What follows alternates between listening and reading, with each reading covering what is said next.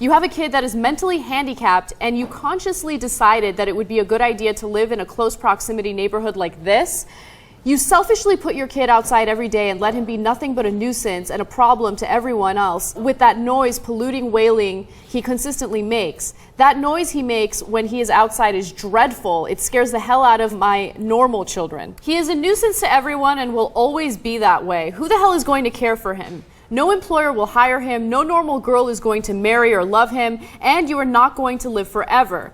They should take whatever non-retarded body parts he possesses and donate it to science. What the hell else good is he to anyone? You had a retarded kid, deal with it properly. What right do you have to do this to hardworking people? I hate people like you who believe just because you have a special needs kid, you are entitled to special treatment. God, go live in a trailer in the woods or something with your wild animal kid. Nobody wants you living here and they don't have the guts to tell you. Do the right thing and move or euthanize him. Either way, we are all better off. I need you guys to keep something in mind while you're watching this video. I have autism. I'm autistic. How about that? I'm not asking for a medal or whatever.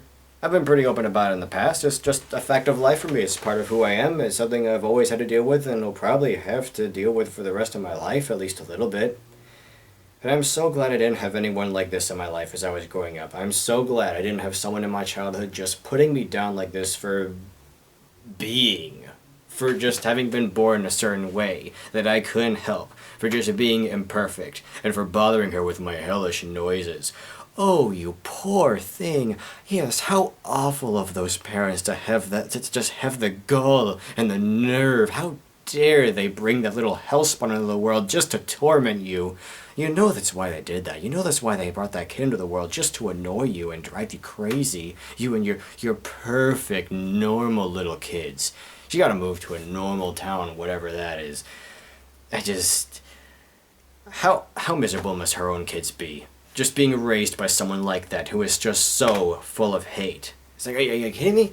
I got so many things to say, and I'm trying to find the right way to just sort them out. Look, I have autism. And it used to be really, really bad for me. Not as bad as it is for some people, but still. I had all these crazy symptoms that I don't quite suffer anymore. But I used to just let myself be wrapped up in my own little world. Not to a point where, like, normal kids just play pretend or whatever.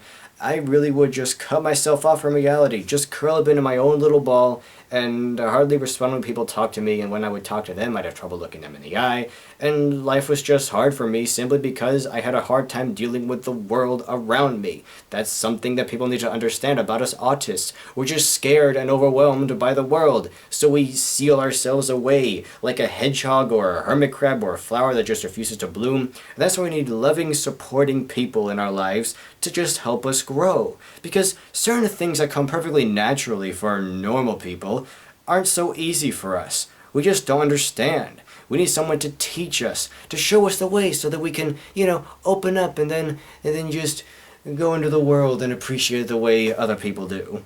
It's just not that we're just totally incapable of being people. We just need someone to help us. Because for some reason, we just have trouble doing it on our own. But look at me, look at how far I've come. Listen to how articulate and clear I am when I speak. It's just, again, I used to have really, really bad symptoms. One of which I don't really recall myself, but some people in my family have told me that when I was a toddler, when I was really little, I had a nasty habit of smearing my own fecal matter on things. Yeah, but I'm not afraid to admit that because, well, do you see me doing anything like that now? Does this look like a wild animal retard boy or whatever that bitch will want to call me? Or anyone with autism? Yeah, that kid might be a little noisy. You might annoy her a little bit, but she's a bad person. And the only reason I've come as far as I have is because I had loving, supporting people in my life who helped me grow, who basically helped me outgrow my old self. There is no cure for autism, but you can learn to understand yourself and basically outgrow autism, to recover from it somewhat. And looking back now at what I used to be, of what I remember being like as a kid, it almost does feel like I'm some observer, some other party looking at this child named Nick. I do remember what it was like to be that Nick, but it almost does feel like I'm a different person now looking back at that. And it's really surreal and it's really hard to describe. But that's how far some of that's how far some of us autists can come. That's how far some of us can recover from it. And it varies. Some people it's hardly noticeable in them to begin with. Some people have it really, really bad to a point where they can't stand to be touched, or can't even stand the sound of their own voice. But we can recover somewhat. We can find ways to get around it and to make up for it and lead very fulfilling, just normal lives, whatever she would call that. It's not like we're just trapped in the void forever. We just need a little help getting out into the world. And again, I just can't stand people like this. Trying to find the right way to describe her. The thing is, yeah, again, this kid might be a little annoying to her with his hellish shrieking noise. It's like, oh, how dare they bring this kid into the world, blah, blah, blah, blah, blah. But, yeah, while he might be a little noisy when he's just outside and he's happy and he's excited, he's just playing and enjoying life, he's no worse for wear than I am. He's perfectly capable of reaching the point that I have. But unlike him, she's a bad person. And not to the point that you would just call a crook or something. This really is someone who just has no soul. She's a heartless cunt who just has this bizarre lack of understanding of the human condition. And just how good of a mother could that be?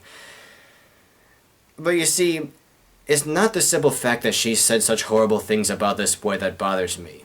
I believe, and everyone has the right to freedom of speech. Everyone has the right to say whatever heinous shit they want, no matter how awful, no matter how offensive, they should be allowed to say it.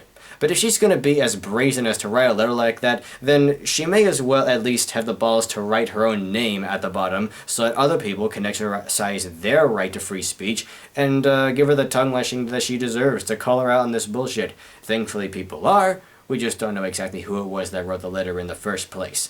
But, you see, this isn't just some random troll on the internet talking shit and just saying, lol JK, the kind of thing that we would arrest people for over here. This is much closer to home. You see, people have made fun of me for having autism. People have said horrible things about me, but I don't really let it get to me because, well, it's just a username.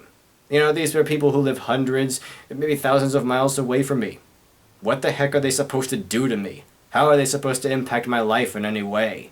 That's why cyberbullying just isn't much of an issue for me. But if something like this happened to me, like one of my kids who happened to be autistic, that would be horrifying because you think about it, this is someone who went out of their way to just express this desire for a child to be harmed. This is someone who's just close to home, who wrote an actual letter and slipped it under your door. I think this might be called a very, very real threat. And I'm surprised that they aren't calling this hate speech or, a hate crime over there. I'm surprised the police aren't being as strict because, you see, I might say horrible things about her. I might call her names, call her things like a soulless, worthless cuntbag. But at least I'm not asking people to basically rally up and kill her or whatever. I don't even think she needs to go to jail for what she said. She should just be called out for the bitch that she is and just have her face plastered everywhere so people can see that this is what hate looks like. But what's really scary for me is that she isn't just calling this boy things like a wild animal boy or whatever. That's bad enough. But it's nothing that no one else has said before. And even the part where she called for him to be killed is nothing no one else has said before. But really, when someone is saying that they really just want your child to die and have his less stupid organs donated to science because he is just so worthless and useless and she can't stand the noises he makes, when this little inconvenience is somehow worth more than a life, a child, that is a very screwed up person. Who needs to be known and documented and registered or whatever.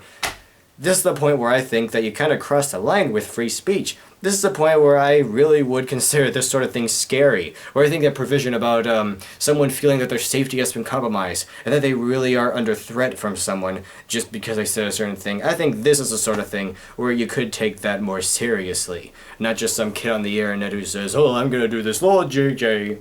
But anyway. I've said enough about this. I'm the one comfort I can take from this is that I'm not alone. In fact, I know I'm really late to this little bandwagon, but I felt like offering my piece because, well, hey, I'm autistic. And it's really encouraging to see so many people get up in arms about this. I see so many people rising up against her and saying, hey, I have a brother who's autistic. My husband's autistic. My wife is autistic. My kid is autistic. My kid goes to a class where there is an autistic kid who everyone has gotten to know, and he just teaches them to be more tolerant and accepting and understanding and just adds a little something to their lives. It is just so wonderful to see so many people rally up against this person to just chew her out, rightfully so. And, well, this next part might just be a rumor, but I really hope it's true. I've heard that the people in that community have narrowed down who it was that wrote the letter and are giving her hell for it. And I really, really hope this is true. This is the sort of thing that puts a smile on my face that I can take comfort in. Because hopefully now it'll be more possible for that kid to be happy. Because think about this. Just which of these seems worse to you? Oh, this kid drives me crazy, he makes noise. Or, this lady wants me to be killed and dissected. Yeah, it's not the same. This isn't just someone going, hey, your kid's out of control, calm him down, please. He drives me crazy, keeps me up at night and everything. No, this is someone saying, your kid needs to die. Please just kill him. He is worthless. He has nothing to contribute to the world. No one's ever gonna love him besides you, and you're not gonna be around. Blah, blah, blah, blah, blah, blah, blah. I could go on and on and on about just how horrible this person is and her lack of the human condition and all that, but now I'm just repeating myself. Point is, we autists are not beyond hope. We are not just these weird sacks of meat. We just need someone to help us, to nurture us, because there's some things that we just don't come to realize on our own. And that's the only difference between us and perfect normal people or whatever. And again, if this really bothers her so much, if she just cannot stand the noises that neighbors make and that their kids make when they're playing around outside and they're happy and excited and all that shit, well, maybe she ought to move to a place where she won't have to worry about noises or neighbors or anything like that. Maybe she should just move somewhere where she'll have her much needed peace and quiet. She should be the one to move to a trailer in the woods or in the outback or a desert or the poles, That's probably what she needs. But anyway, I've said enough. To the person called one pissed off mother, you are a terrible person, and you are the one who should be ashamed for simply being.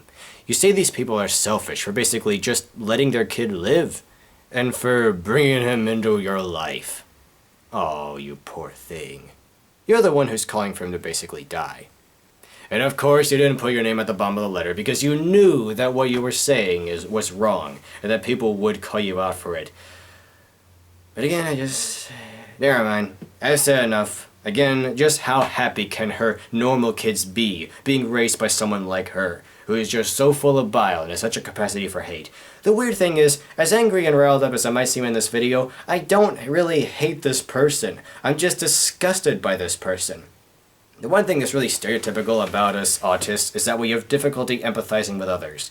And that's not really it. Again, like I said earlier, it's just that we're so overwhelmed by the world around us that we can't help closing ourselves up. But we do have a capacity for empathy and to feel for others and all that. But someone like this, I don't want to empathize with someone like this. I don't want to get inside her head and understand where these feelings of hers come from. I don't want to know what it's like to just be so awful. But anyway, again, I've said enough. I'm autistic. Deal with it. If you're willing to say such horrible things to a little boy, well, I'd like to see you try saying those same things to me.